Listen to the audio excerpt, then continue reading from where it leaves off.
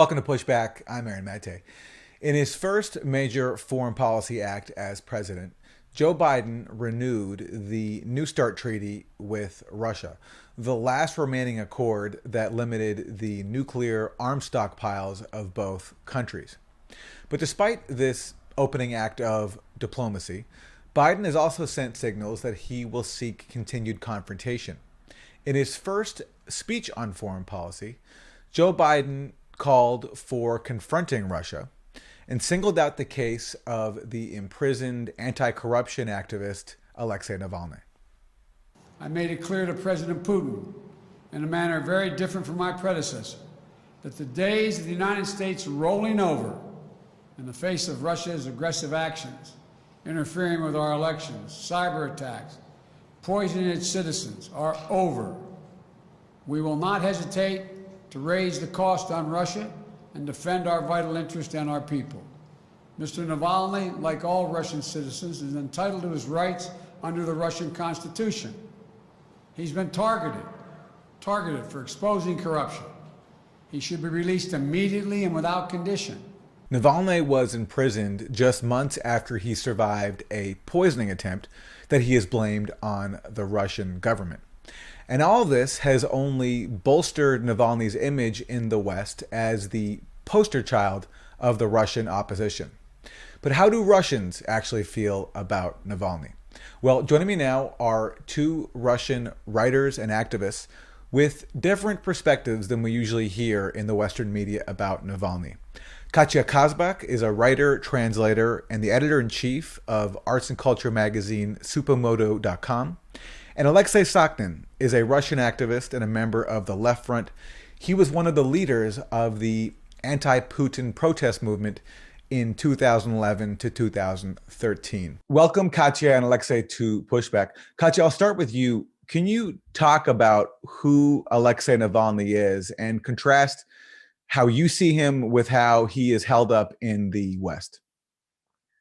So Alexei Navalny is first and foremost known as the anti-corruption investigative journalist. And he has also been active in politics in a wide range of positions, starting with the pro-Western, free market-oriented Yabloko party, from which he, however, was expelled due to his nationalist leanings, which were also a big part of his history and something that they prefer not to center on currently, like some of the videos he had made where he compared migrants to cockroaches and flies that should be killed, if not with the swatters or shoes, then with guns, as well as proclaiming himself as a certified nationalist. He had since made a little bit of a shift towards populist politics. And I think Alexei will be able to talk about this better in how the strategy for his politics is now to try to take away the popular support from the left forces and to center some progressive politics together with some neoliberal policies, and to kind of like try to present this as an alternative to what's happening in Putin's Russia.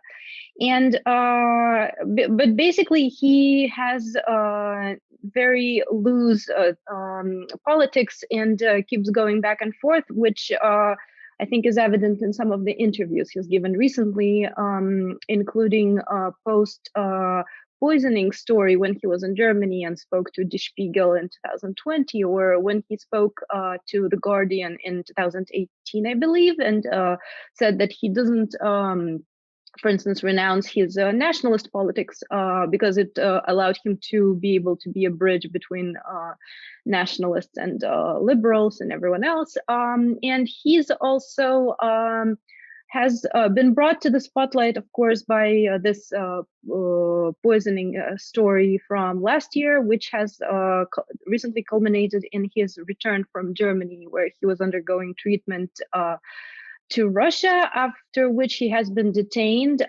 for violating the terms of his parole in connection to two cases in which he has been indicted for fraud for companies, a timber company and a cosmetics company, where he used to work as a lawyer, and the cases which he himself, as well as the European Court for Human Rights, have called fraudulent, but nonetheless that are upheld in the Russian legal system at this point.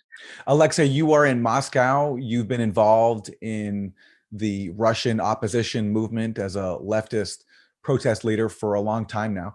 How do you see this saga of Navalny and the protests that have resulted from his imprisonment? Let I start from a point that I personally knew Alexei Navalny. And 8 years ago, we sit in the same coalition. It was a wide coalition which rule or coordinate the protest movement of 2012, 2013. And I have also my personal private experience. And let me try to be his lawyer this time. As most part of left-wing people involved used to not believe for liberal leaders, and they have a lot of reasons for that. Liberal in Russian means not left-wing, right? Market liberal leaders. And Navalny is one of them. So he provoked many mistakes, many подозрений, suspicions. Many suspicions. But I want to say that still Navalny 4 or 5 times in his political biography changed his main political identity. From liberal politician, he transformed to nationalist, from nationalist back to liberal politician, and then to almost left-wing. But still, always, he was quite honest with himself, and all that time, all that 15 years, he was the same ideologically motivated person. And his ideology, his worldwide, his worldview, his mentality was created in a time when political climate in Russia was totally dominated by market liberalism, new liberalism in the most radical form. In one of interview, he even told how much he was fan of Yegor Gaidar, who was author of Shock Therapy in 90s, a figure comparable with Reagan or Margaret Thatcher, but much more radical. So his mind, his mentality was created, but that type of thinking. And he saw always his own mission, and he believed in his mission, to save Russia in a way to make it real liberal democracy like the Holy West. And with that type of thinking, he entered the Liberal Party Yabloko 2000. But suddenly he recognized that liberal ideology have no any democratic perspective. Just there is no more than 2% people who would vote for such ideological parties. What to do? And the ruling class who supported that liberal market ideology for 15 or 12 or 15 years decide to transform its representation to state patriotism. What to do, how to fight for people's popularity. And it was in the middle of 2000. Just imagine the intellectual and cultural atmosphere in Moscow, big cities of Russia, in the middle of 2005. So the left type of thinking, left ideology is still discredited totally by the Soviet Union fall. Liberal, pro-West liberalism is also discredited by the terrible social results of that politics that it covered. So what could be the alternative? And the first mass political fashion was hardcore nationalism. And Navalny saw in that nationalistic wave the way to collect voices, to collect sympathies. And then 2012, he suddenly recognized that in spontaneous protest, and 2012 protest was in many ways spontaneous, but in spontaneous protest, in very left country, left forces have more chances than him. Still they are marginal. They don't have apparatus. They don't have paid personnel. They don't have those own media. We were just guys from suburbs without any resources. But we suddenly get summarized a lot of sympathies, partly because we were guys from suburbs. Not because of all Moscovites became like communist as me. No, just they recognize me the same guy, the representative of those way of living, you know, those social experience. And Navalny recognized that that kind of social rhetoric could make more, could donate more in his liberal jihad, in his liberal holy war, than nationalistic agenda, than nationalistic speculations. So Navalny studied and learned himself how to speak with majority, former Putin majority. You know, but as a lawyer of Alexei Navalny here, I have to say that he never изменял сам себе. He never betrayed himself. Betrayed himself. He always, all that long way, he was true liberal politician. If you will take a look in his program, it's still very liberal. There is difference. Some new points he had to put in. Not Putin, but put in. But in general, it's a program which includes privatization, deeply integration of Russia to the global market, sale and privatization of the huge Russian state-owned corporations, include oil, gas, and natural resources, and so on, and strategical military and space technology, which are still quite cool. Let's sell them to the Wall Street banks. Why not? Why not? They are friends. And one of the most important proposition of Alexei Navalny is end of the Cold War, is end of the conflict with the, in my language, imperialistic center. And that is message which not middle class want to receive that message, because middle class want to travel in Europe. But the main receiver, the main address of that message is the ruling class. Now Biden discussed the threat that Russia could turn to China. And in Russia, there is a lot of speculation about that geopolitical shit. Problem is that no one Russian oligarch, Russian corrupted bureaucrat, governor, or police chef have accounts in Beijing People's Bank. All of them have accounts. They sold motherland to have accounts with billiards in Bank of New York or in London City. The quarters in real estate in London owns by Russian oligarchs. The French Riviera in Mediterranean, right? Mm-hmm. Owns by Russian oligarchs. And they are not satisfied with that imperialistic crisis. So main message of Navalny is message that I'm a figure which make peace with West possible, even if that peace would be capitulation. Right. So let me ask Katya, how does the selling off of Russia, the looting of Russia in the 1990s, that experience, how does that loom over now how Russians view someone like Navalny and his program?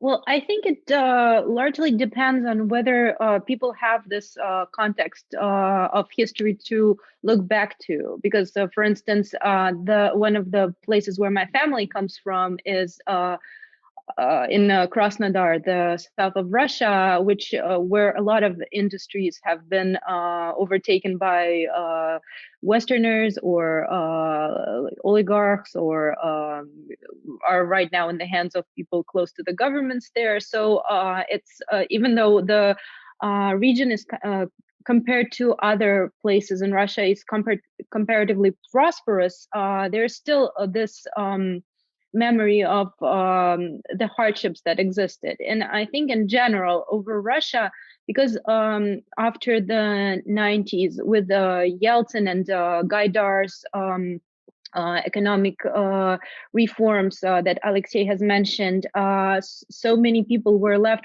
jobless, as the factories were privatized and shattered, as everyone had to redefine themselves. There was so much poverty, so many suicides and stuff that is still remains the horror of many families. Just in comparison to that, I feel like this is something that makes people prefer Putin even having grievances with him as much as Navalny tries, because they see a comparative change to their well-being, even though it's still nowhere near any kind of standard, or nothing to be proud of, or and something to be ashamed of.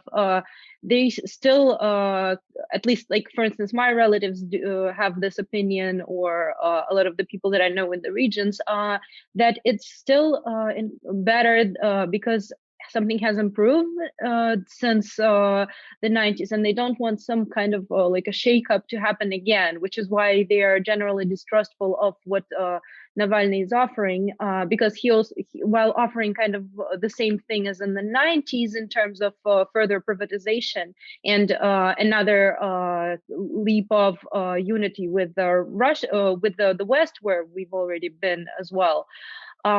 He just doesn't have the track record of also actually improving in the further, even though he has, again, as Alexei has said, especially in the wake of Bernie Sanders' popularity lately, I think he has incorporated such things as raising minimum wages, raising pensions to people across Russia, which is especially meaningful in context of the pension reforms that Putin's government has been carrying out in the past 2 years, and which are going to continue, where pretty much everyone in Russia is going to have their pension age rise by 5 years, which for men, it's especially important because it's just 2 years or 3 years short of the medium death age for a Russian male, because women will be able to live for some time after pension, but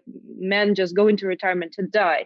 So this is obviously important, but then again, in his, for instance, in the program that he offered when he wanted to run for president in 2018, those terms are coupled with things like lack of control over industries and corporations, and again, the privatization. So it makes it hard to understand how exactly this would be achieved. So because of the way his economic terms are structured. So I don't know if this is, but obviously, like, we can't really talk about how much people are actually like it basically becomes a battle of how terrible can the ruling party make it, and how much trust are they expected to put into Navalny, I guess. But I don't know if Alexei has another point of view on that.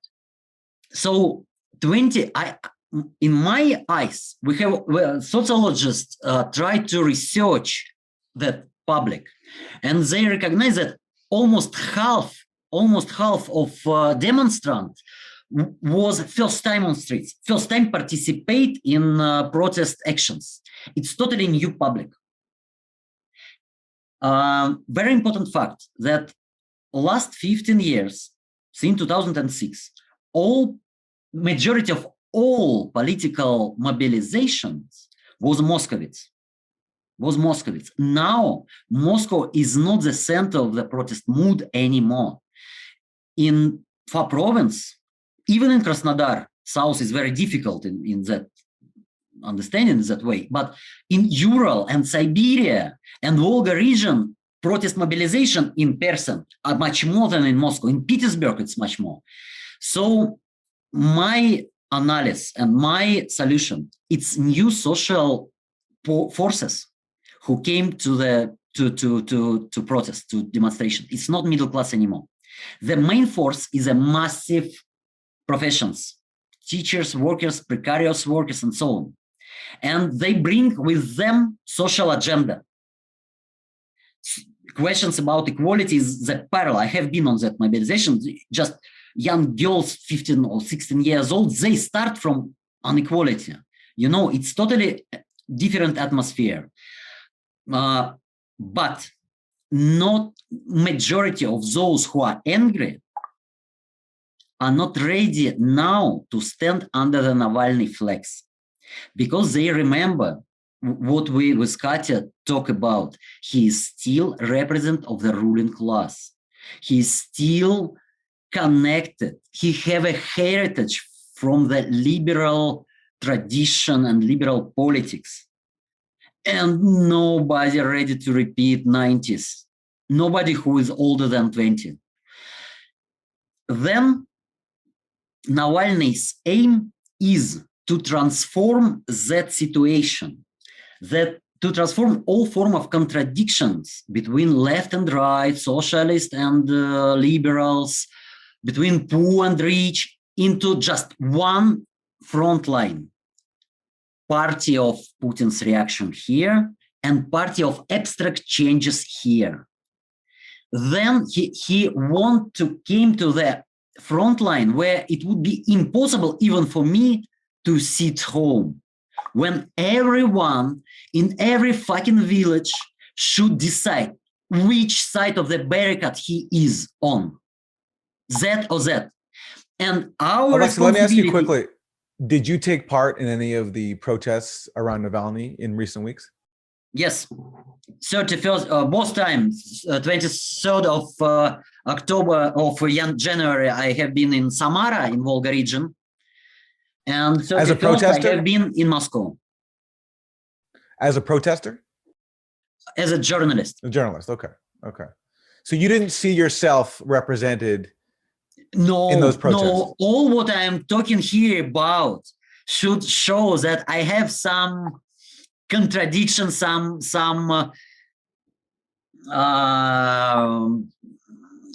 suspicions against Navalny. Yeah. I don't believe that his way of thinking, his politics would make working class life better. It could be very dangerous to my country, our people, to the working class. So, and I'm not alone. I'm not alone. I'm not a marginal leftist in the middle of nowhere. It's 20 million, I guess, who are thinking like that, and probably much more. Because between those who didn't look for the translations, many don't look on politics just because of they don't see other alternative. Putin is less evil than liberals think the older generation who remember 90s very well and social disaster of 90s. Katya, let me ask you about a video that the FSB recently put out via RT, the Russian state-owned network. It's an old video from, I think, 2012, where a Navalny ally, Vladimir Ashurkov, who is with Navalny's group, he meets with a British official from the British embassy in Russia. The FSB says that they suspect him of really being a British spy working under diplomatic cover.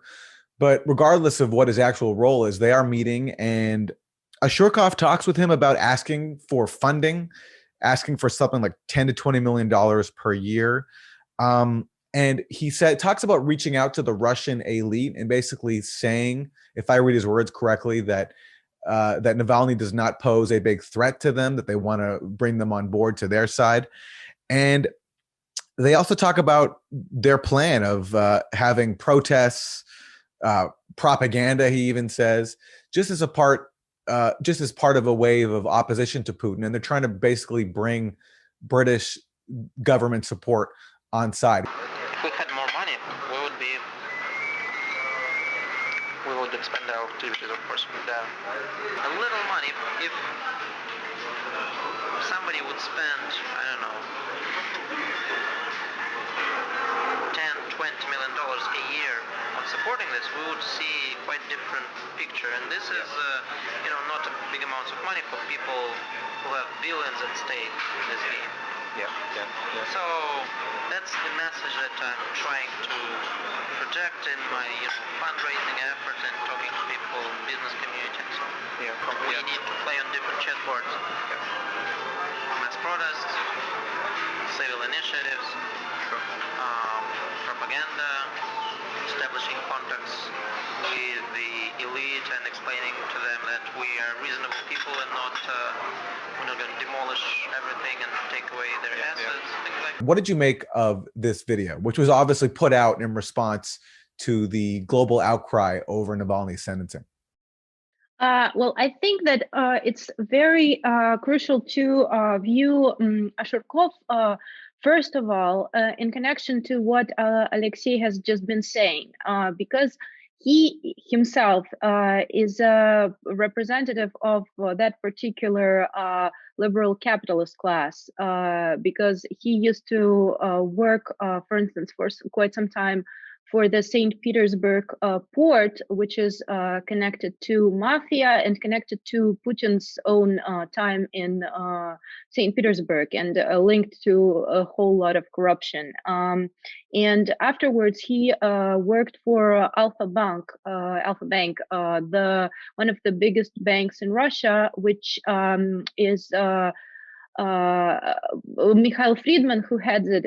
He is one of the biggest bankers who appeared in the post-Soviet Russia, and he did fire Ashurkov from the bank publicly and said that he cannot have anyone work in his structure who is linked to the opposition. However, it has been alleged that Friedman was also funding through Ashurkov Navalny's actions, and what Alexei has been saying about the industry wars via his investigative videos, etc.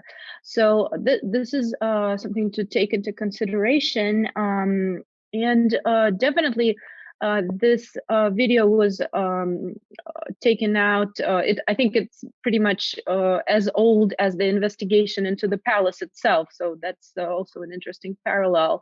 And I believe there's also a video where Navalny himself is meeting with people from the American government in a restaurant. So those are and in addition to that, I think that Ashurkov's name was also listed on some sort of in an investigation into who are the resources linked to some of UK's intelligence operations, which also included, for instance, Anne Applebaum, the writer who writes about Holodomor, and the Peter Pomerantsev, who is also often quoted on in Russian context. So that's definitely something that the Russian government is using to discredit this, but also something that I feel like alongside the general Western narrative of making the protests directly about Navalny is interfering with achieving the really necessary goals of making the Russian government answer to why there is no equality and why everything is so bad for the working people in Russia. Because I feel like I was actually looking at a lot of the narratives about the protests in the Western media, and all of them completely disregard this really big portion of the people in Russia that Alexei is talking about, who are fed up with many issues, from ecology to COVID response to pension reform to regional corruption that doesn't allow regions to have good resources, unlike Moscow, for instance. And a lot of those grievances are just ignored. Instead, the whole focus is on Navalny, which obviously has drawn a lot of parallels to his figure and the figure of Juan Guaido or Janine Áñez in Bolivia, because it just seems that all of the Western governments are so much in support of Navalny, and Navalny is so much in for healing the relationships with the Western governments, that it's both obvious, but at the same time also opportune for the Russian government to view this as one big psyop that's are aimed by the West to meddle in the Russian affairs. And I think that probably Alexei has more to add on this issue as well. Well, let me say also my views on this. See, it's hard for me. I see this spectacle of Navalny being sentenced to prison for not attending hearings while he was recovering from being poisoned, which, you know, on the face of it is very unjust. At the same time, though, I can't ignore the fact that Navalny is working openly with Bellingcat, which is a very shady state-funded group that pretty much exclusively targets state adversaries of the U.S. government and the British government, which also happen to support it in the case of the U.S. directly fund it through the National Endowment for Democracy. Bellingcat's been involved in smearing OPCW whistleblowers in the bid to justify U.S.-led airstrikes on Syria over chemical weapons allegations and basically cover up all of the corruption surrounding that chemical weapons investigation and how the OPCW's own scientists were suppressed, something I've covered extensively. So it's the fact that he's working so closely with Bellingcat raises automatic suspicions, on top of the very strange details of his poisoning, which for many reasons just don't really add up. But Alexei, maybe you have some thoughts on this. The fact that Navalny is supported so passionately and openly by Western governments, and even works closely with actors like Bellingcat that are tied to Western governments. First, what I want to say, you know, I was twice a hero of the spy scandal. First, it was when Russian propaganda and Russian government and Russian politicians in parliament accused me and my, mostly not me personally, but my nearest comrade, Sergei Udaltsov, that we are Georgian spies, that we are working on CIA in general in order to divide Russia between small countries around, Karelia to Finland and Kaliningrad to Lithuania, through some Georgian politician, right-wing, nationalistic and liberal, pro-West, CIA-tied politician. And they show film and Syria films in TV where they mix many scenes, and it looks very impressive, And I had Sergei Udaltsov got 4.5 years of prison after that films with much easier accusation. It was just propagandistic camouflage, but he sit in prison almost 5 years, and not he only. And I had to immigrate and lived as a political refugee in Sweden. And there I became first a good guy and journalist, And then when I criticized the Ukrainian Maidan, I was accused that I am the threat to Swedish national security by people nearly tied with pro-NATO think tanks, Atlantic Council, and so on. Pro-Nazi, so twice pro-Nazi sympathetic. pro-NATO think tanks. Oh, pro-NATO, right? Pro-NATO yeah. think tanks. Sorry. Yeah. So for articles in mainstream media, and for I took part in anti-NATO campaign in neutral country, which is not part of NATO. So I have been accused that I am spy or foreign agent twice. for two different sides. For two different sides. Yes, on two different sides. So my personal biography could be economized in Hollywood. If you know Hollywood producers, please tell them about this. But I mean, we, especially left and democratic, in general, democratic people, should not be so paranoidal when secret services speculating about that agent agenda.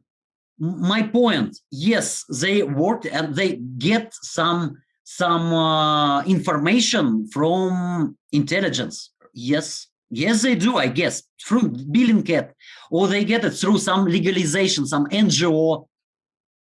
But it's not a moral question at all. And then Ashurkov was a top manager of Alpha Group, as Katya mentioned. He was open ambassador of oligarchy. Alpha Group is one of the most powerful oligarchic groups, which had a near ties with Yeltsin, first president family. So Ashurkov was ambassador of big business, of liberal pro-West big business in Navalny political machine, Navalny team. It was his work to create what a lobbyist made in USA. It's illegal. It's not secret. Now Russia Today make a investigation. They meet with bourgeoisie, big business, and discuss it with foreign diplomats. Oh shit! It's banal. And we should not discuss that. It's not a main. Main is what they are openly saying, how they are acting, what they are doing in public sphere. We are not spy hunters here. We are trying, and so far we would discuss all that conspirological shit. We would be like Canon. We would be very passive. We would sit in internet and just, they speak with embassies, they speak with secret services. Question is how to present which critic could make us as left, as progressive, active. And then it should be public position. We should criticize those public position, those social ties, not the secret intelligence ties. I got it. I guess for me as a citizen of the West, I live in the US, it's different because I'm particularly concerned about how my government destabilizes other countries and what actors they use for that. But I understand that in a local context, one's concerns are a bit different. And especially, can I ask also a question? Yeah. Russia Today is clean Russian propaganda. But Julian Assange, he had a program in Russia Today. Was it good or bad? I think it's great that he has a platform. Right. It's exactly what Navalny could answer on your question. It's great that I got assistance from the competent specialist from Bellingcat, even if some of them are officers of the Secret Service of the main democratic country in the world, would say Navalny. And then you are with Navalny in the same level of discussion, in the same, context. I got it. But in that context, though, there is a power imbalance. I see the US as far more powerful than Russia. And in terms of its goals around the world, its impact around the world, far more destabilizing. Yes, I agree. But my position and what I'm trying to do, I get a lot of hate from pro-democratic leftists in Russia, pro-Navalny side of left movement, because I gave interview to Russian television, because I helped to dictatorship and so on. I got a lot of criticism from, patriotic left, that I gave interview to Voice of America or Radio Freedom. Radio Freedom. And in order to be moral and politically free to do it, we should be in some other context, other level of discussion. Politics of the ruling class is always conspirological. Always. It's always conspiracy against people. Yes. And our answer is not to make counter-conspiracy. Our answer is to make public platform against all of that form of conspiracy. Got it. Katya, what are your thoughts on this? I think that Alexei is making great points because I also feel like recently I have obviously I'm not as prominent a figure in the Russian opposition as Alexei is, but I have also, since I lived in Russia and participated in the protests in the early 2010s, and then moved here and am currently in New York. But I have also been accused of being working for the U.S. government and going to the protests for what they called like the U.S. State Department cookies, and which was not true because I did this on my own accord. Now here, whenever I say something about things that are not usually discussed in the Western media, for instance, like Navalny's nationalism, or the fact that people are not only protesting for him, or that we don't need to center this the narrative of the protests around him, or center him specifically as well.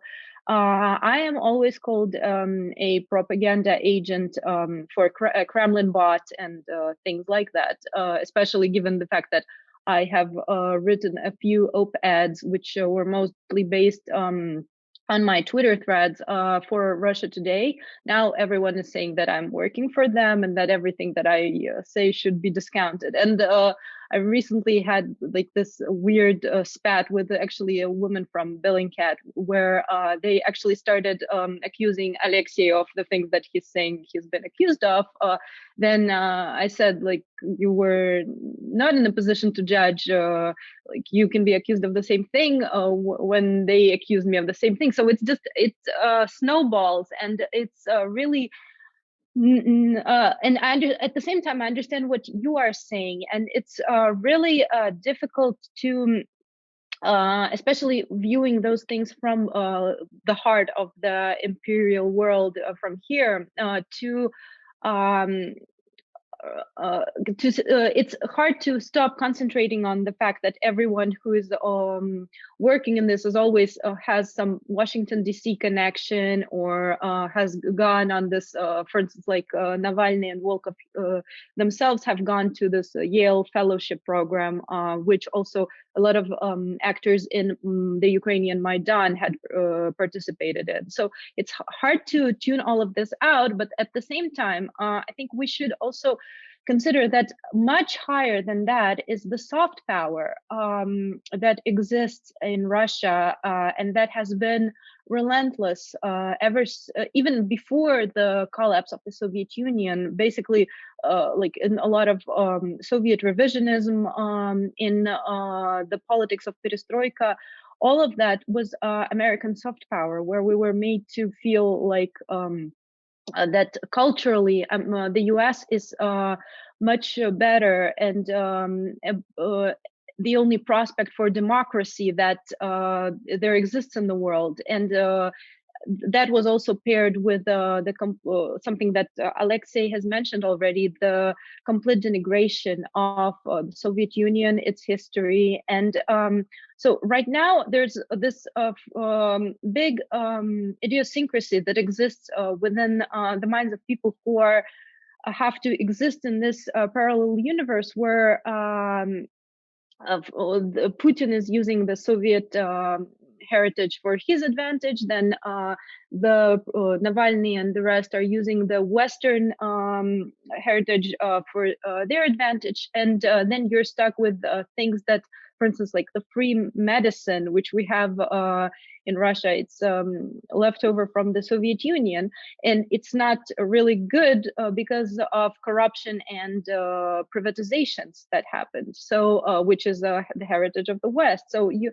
kind of existing in those kind of narratives is very makes actually advocating for left politics and progressive politics very hard, because those mental blocks where whenever you say something about socialism, it's immediately discounted because it's immediately seen as some kind of need to bring back the gulags, because there's no one wants to consider anything in between, and it's just really hard to maintain a good dialogue. All the while, for instance, Soviet Union remains very popular, and people do not necessarily want to see unity with the West. So this is so just to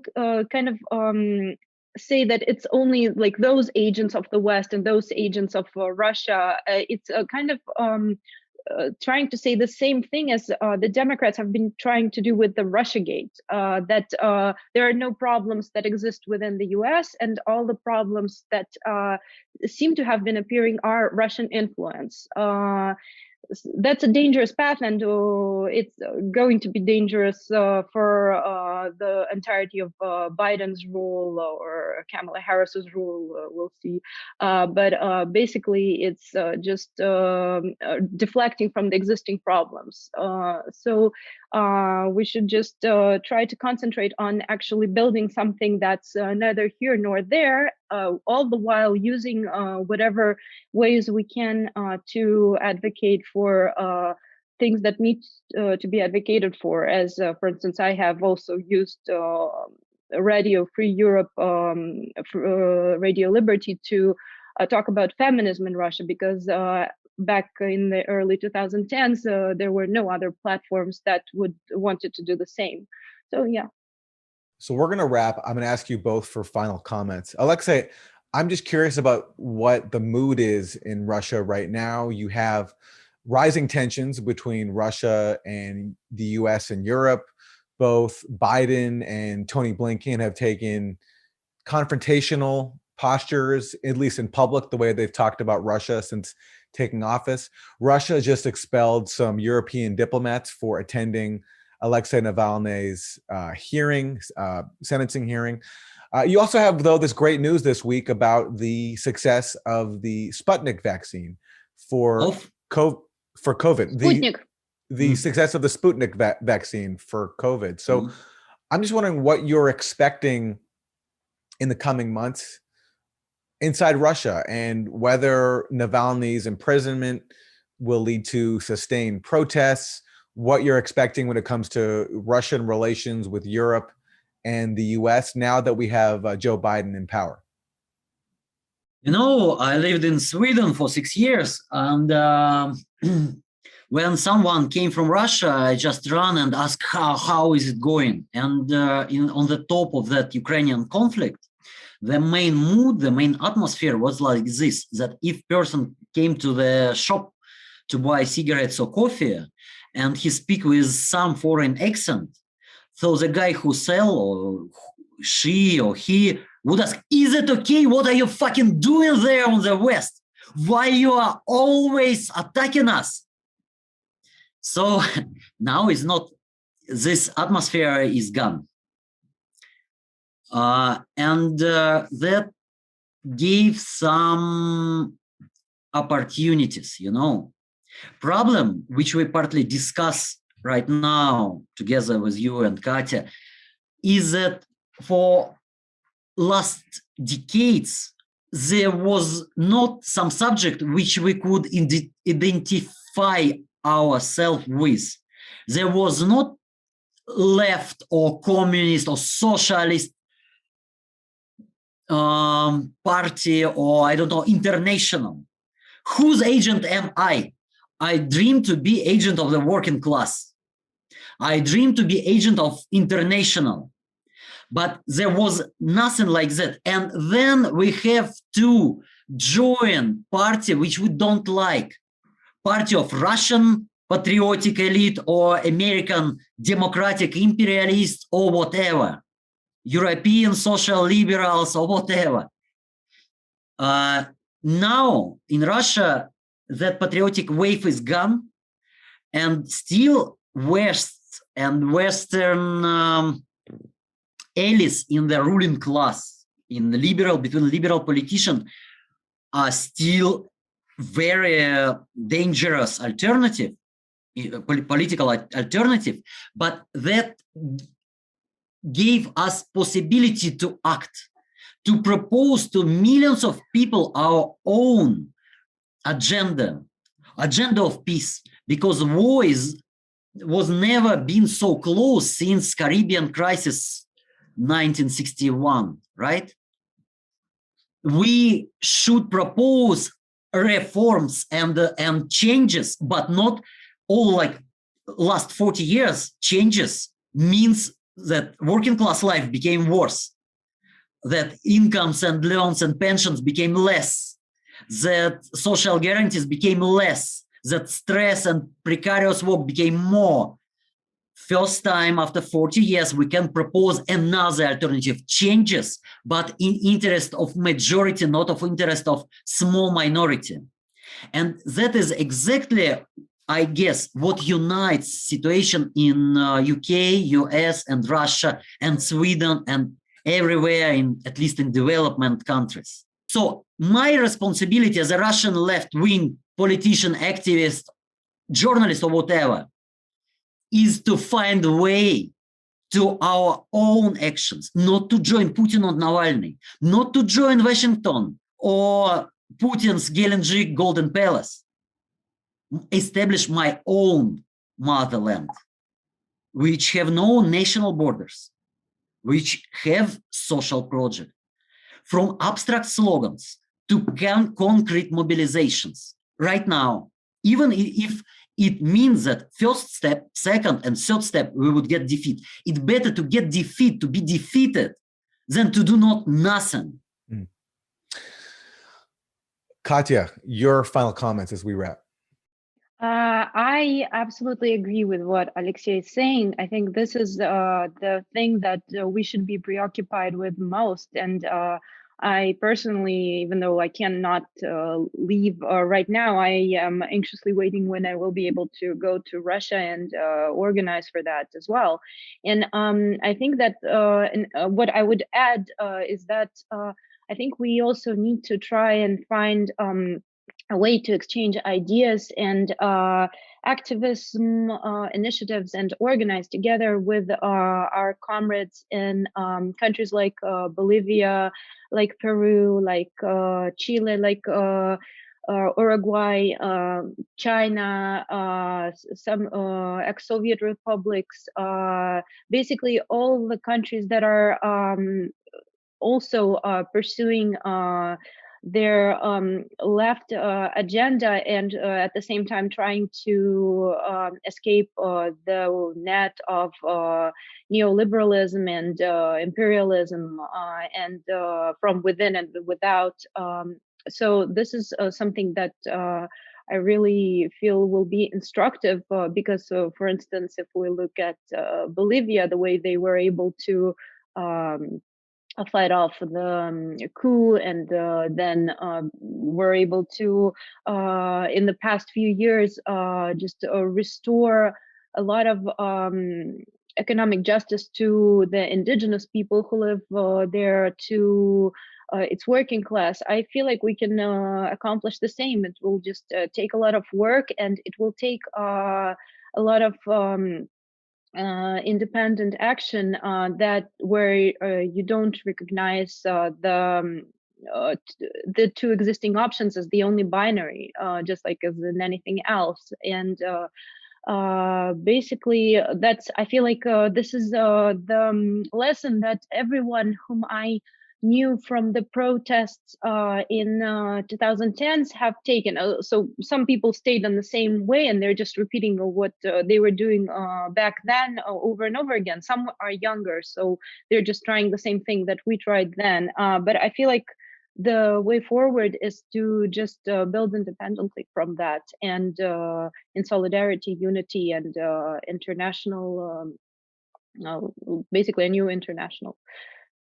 Katya Kazbek is a writer, translator, and the editor-in-chief of arts and culture magazine Supamodu.com. And Alexey Sakhnin is a Russian activist and a member of the Left Front, one of the leaders of the anti-Putin protest movement from 2011 to 2013. Thanks very much to you both. Thank you. Thank you.